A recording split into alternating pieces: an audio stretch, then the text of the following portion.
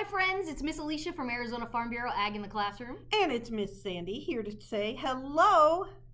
So we are so excited to spend the next 30 minutes or so with you talking about some of our favorite things, right? You guys know when you've watched our videos before, our favorite thing is agriculture. So let's just review really quick. So agriculture, how many of you have heard that word before? Oh, a lot of them. Yeah, hopefully a lot of you, because you've watched our other videos or we've been in your classrooms. Now, agriculture, when we hear that word agriculture, we want you to think of two different people. You guys remember the first person is a rancher, yeah? So cowboy or cowgirl, I heard that too. Ranchers or cowboys and cowgirls, they take care of three main animals in Arizona. Let's review. So they take care of a horse, of course, right? They have to have a horse to ride around on their ranch. They take care of beef cattle. Those are the ones we raise for things like hamburger steak, roast, brisket, and we also use their hides for leather to make things like our belts, boots, footballs, and other things. Yeah. So horses and beef cattle. And then the third one, it's a little bit tricky, but I'll give you the hint. I know you guys like it. It sounds like this. Ba. Sheep, right? We use those sheep mainly for their hair. We call that wool. And we can turn that into blankets and clothing and all sorts of things. And then we also can use them for meat. And then also their milk can be used for lotions and soaps and cheese and things like that. Yep. Okay, so horses, beef cattle, and sheep are the three main animals that ranchers take care of. But there's somebody else important too. Those are the people we call farmers. Now, farmers, they take care of three special animals too. What animals do you think you'd see a lot of on an Arizona farm? Oh, yeah. Oh, chickens. Okay, so they take care of chickens. And we know that chickens give us eggs and also chicken, right? Yep. Chicken nuggies, chicken thighs, chicken wings. But in Arizona, our chickens here are layer chickens. They lay eggs. Yep. Okay, so chickens that lay eggs. What's another animal that they take care of? Oh, I heard somebody make the sound. That's right. Cattle. Beef, or dairy cattle. Dairy cows, right? Yep. Cows that are on farms. We call them dairy cows because they produce milk, right? The moms have had a baby and they produce milk. We can use the milk to make cheese, yogurt, ice cream, or we can just drink it or put it on our cereal. Yeah. So chickens that give us eggs, cows, dairy cows that give us milk. And what's the last animal? Oh, I like to make the sound. Ready? Yep. Pigs. Yes. So pigs, what do we use pigs for?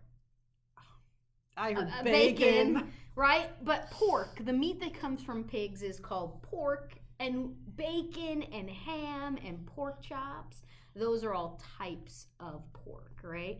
But yes, bacon does come from pigs.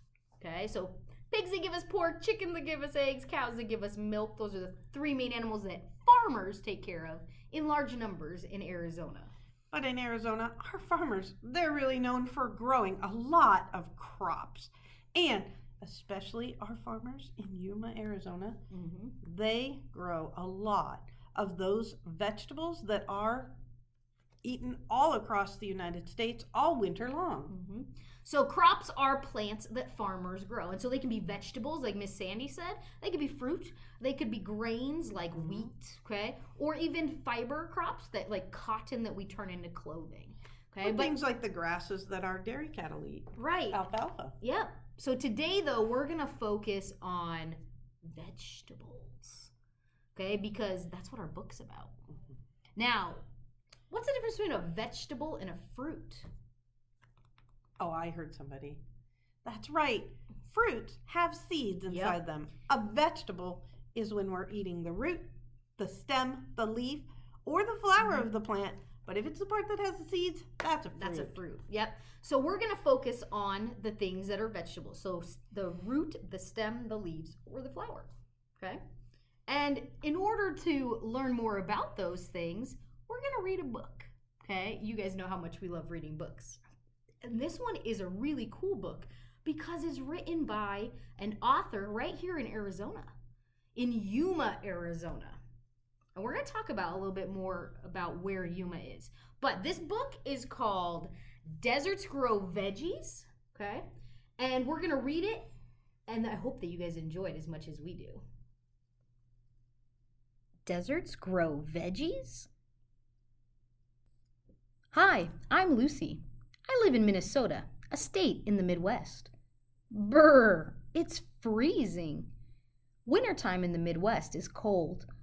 The sun starts to set before dinner, and it doesn't rise again until I'm at school the next morning.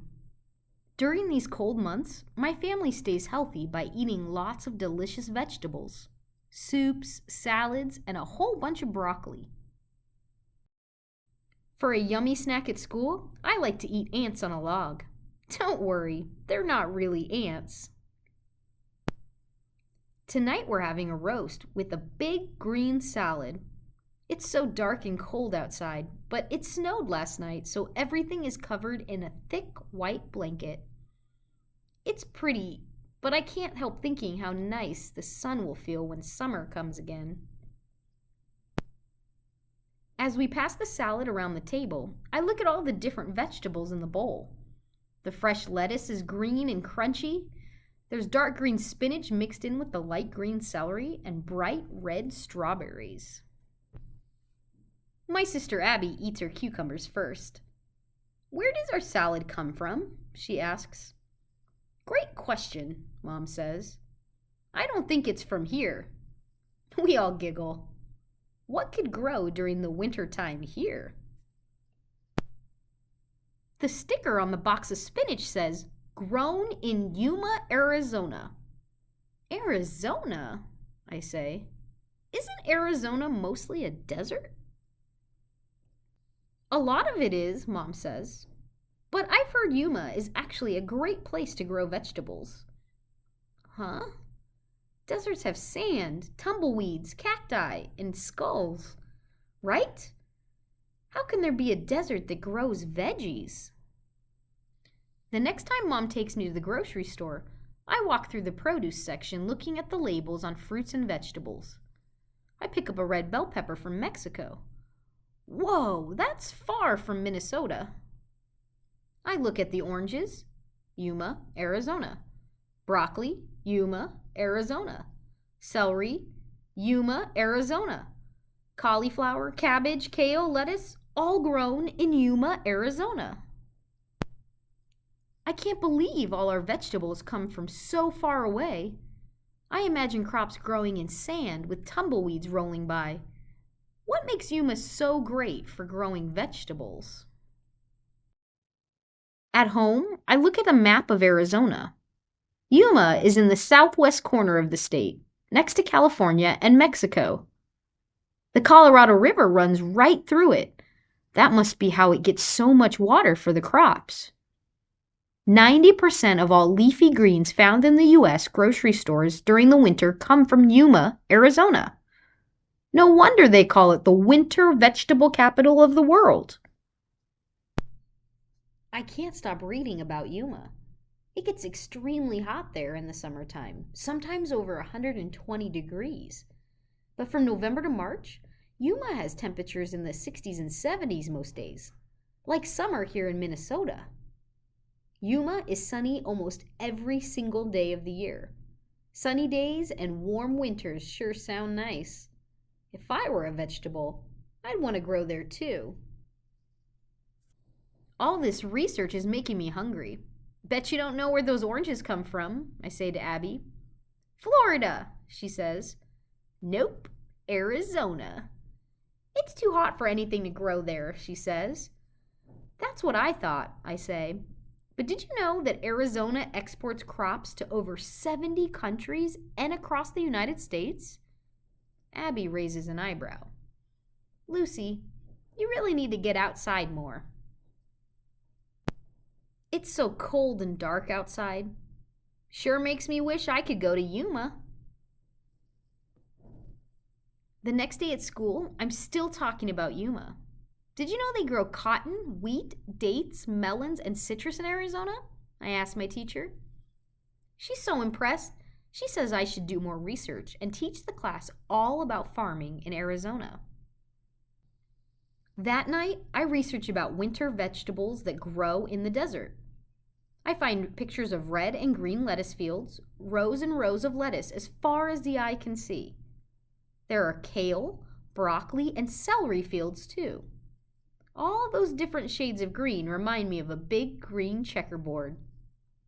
I print out pictures of fields, different types of crops, and a map of Arizona and glue them on a big poster board. How do they get water in the desert? Isla asks. I point to the big river on the map. This is the Colorado River. It's the largest water source in the state of Arizona. It's so flat. Looks boring, Nate says. It is very flat. That's why they can grow so many different crops. What's boring about that? But isn't it like 200 degrees in the desert? Emmett asks. Everyone laughs. It gets so hot in the summer that you could cook an egg on the street, I say. The whole class gasps. But during their winter, the weather is perfect, I explained. It's sunny almost every day, and it doesn't snow ever. The soil is rich in nutrients and minerals, and the plants get plenty of sunshine and all the water they need. After my presentation, I share some yummy snacks that my mom and I made for my class. Lettuce wraps and ants on a log, with vegetables from Yuma, of course.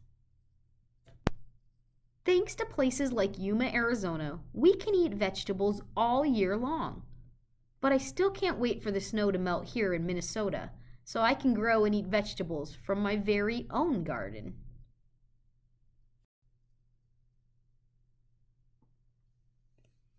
Do you guys like that book? I love this. This is a really cool book because it talked about where we live in Arizona. Isn't that so neat? There's not very many books about Arizona. And it's even better that it's by a Yuma author, which is pretty cool. Now, in the book you kind of saw, she did some research about Yuma, but let's talk a little bit more. Where is Yuma? It's in Arizona, yeah. Yep. Okay, but if we look at a map, this is a map of what state?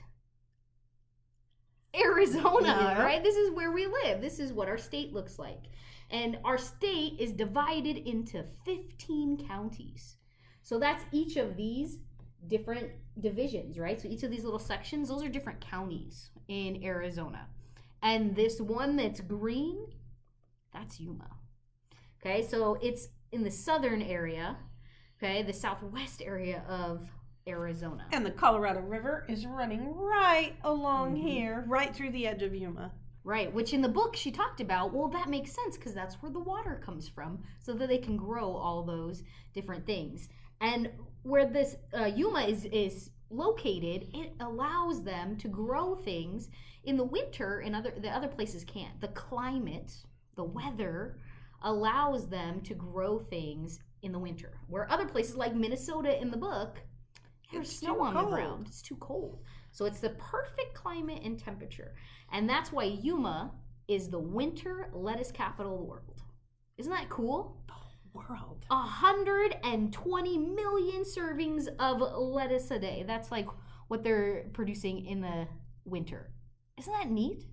From November to April, 90% of the lettuce supply, the winter lettuce supply, is grown there. So, Ms. Alicia, when they're eating lettuce in their lunchroom, they're eating lettuce grown right here in Arizona. Most likely, yeah, and almost all of it, 90%. That's pretty cool that lettuce is grown right here in Arizona, right? And a lot of other things are grown here in Arizona as well. Now, Yuma, we're going to talk about some farmers that produce in Yuma and other places too, but since that book was talking about Yuma, we're going to talk about that. So we have a couple farmers here. This is John Bolts, okay? So he produces a lot of things, okay? But he produces spinach, okay? He produces lettuce. He produces melons. Let's see, cauliflower, broccoli, vegetable seeds, cilantro, cotton, okay? Alfalfa. That's a lot of different things that he produces. What about Jonathan Dinsmore? Okay, he produces iceberg, romaine, red leaf lettuce. Ooh, have you guys ever had red leaf lettuce? He does parsley and arugula. That's a fun word. I love that word. Arugula, yeah. Cilantro, cauliflower. That spring mix, when you get that little baby lettuce that's in a bag or in a little box, he produces a lot of that lettuce too. Yeah, and even wheat and Sudan grass, okay? So lots of different things that he produces. And then Kristen Smith Ashaya, okay, works for JV Smith Companies, lots of different things. So carrots, onion seed, organic celery, oats. Oh, I didn't know you could produce oats here. That's pretty cool. Broccoli and cauliflower are my favorite, but they also do Brussels sprouts. Ooh. And I see alfalfa and Sudan grass again on here. So a lot of different things, but she has organic spinach and organic red chard. So lots of different things that they produce in Yuma. And remember, it was like 175 different things they produce. We're only talking about a small amount. Yes. Now, not all of our farmers are in Yuma. They farm all across our state. Here's a farmer from Maricopa County, Carrie Mayfield, and one of the crops she loves to grow. Can you guess? That's right. It's the sunflower. She also does onion transplants, broccoli seed, because they need to develop the seed for farmers to grow their crops. Wheat, onion seeds, sugar beets, barley, corn, and cotton to make things like our clothes. That's a lot of things. And Will Russo, he's another Maricopa County farmer from the West Valley. He grows all kinds of crops on his farm too, from lettuce to corn, cilantro, chard, parsley, cabbage, onions, cantaloupe, even carrots. Look at those wonderful carrots he's pulling out of the ground. That's pretty cool, right? That's a lot of different things that these farmers are growing. And that's just a small amount of farmers. We have a lot of farmers here in Arizona that produce a lot of different things. Mm-hmm. So, vegetables. I love vegetables. But let's talk about some vegetables that we produce in Arizona, okay? Yeah. And in Yuma. So we're going to show you a picture of the vegetable. I want to know if you know what it is. What is it? Broccoli. You guys have had broccoli before. Now, this is how broccoli grows in the field, right? It's pretty cool. We're used to seeing it like this at the store. When you're eating broccoli, you're eating the flower, and we can even eat this stem right here. And each person in America eats about 4 pounds of broccoli every year. Isn't that amazing? So it's the flower and the stem part some people eat, but the flower, that's why you hear they're called florets, those little broccoli florets, because it's the flower of the plant. Did you guys know when you're eating broccoli, you're eating a flower? Isn't that cool? That's pretty cool. What about, what's this one? Oh, yeah, I heard it. It looks like lettuce, but it's cabbage. Yeah, someone said cabbage. And look, you can see those growing right there in the field, those little heads inside the leaves. Oh, I gave it away. What part of the plant are we eating? The leaf, right? So there are leaves, and there's a lot of varieties of cabbage. Over 400. Yeah. Oh, what about this one? Oh, I love this one. What is that? That's right. It has the word flower in the name. It's cauliflower, right? So that's the flower of the plant. Now, my favorite cauliflower, I like purple cauliflower. Did you guys know that it comes in purple? I like the orange one, but it's not as easy to find. Mm-hmm. Most of the time we find it in white, but have fun looking for those other colors. Lettuce. Okay? Yep. And this is iceberg lettuce, okay? So there's different types of lettuce, but this is iceberg. Yep. Here's another type of lettuce. Ooh. Anybody know what this one is called? It's my favorite for a salad. It's romaine lettuce. Can you guys say romaine? Romaine, yeah. So romaine lettuce looks different. It grows longer. Yep. Okay. What about this? Ooh, this one's might be tricky. It is. Now, we can eat the leaves and the stem on here. It's called parsley. Yep. And it's like a curly leaf parsley, so you can kind of tell the difference. It has kind of a curly leaf. Yeah. We like it like sometimes with pasta and stuff like that. This one looks similar to that, but it's got a flat leaf and it has a very distinct flavor. You often find this with your Mexican food. You might put it on top of your tacos. Or in salsa and things like that. It's I heard cilantro. it. Yeah, Yep, cilantro. And Here- some people like it and some people don't. Yep. Yeah. Oh, look at those leaves. Spinach. We're actually number 2 in spinach production in the United States. Did you guys know that? We produce a lot of spinach. A lot of spinach. And this one. Ooh. Oh, I had this last night for a snack with peanut butter on And it. she ate it in the book. Remember Ants on a Log? Yeah. It's celery. That's yeah. Did you right. guys know that's how celery grew? It grows right there out of the ground, those stalks. Yep. And those stalks, the stem is the part that we eat, Yep. right? Ooh, green leaf lettuce. So what part of the plant is it?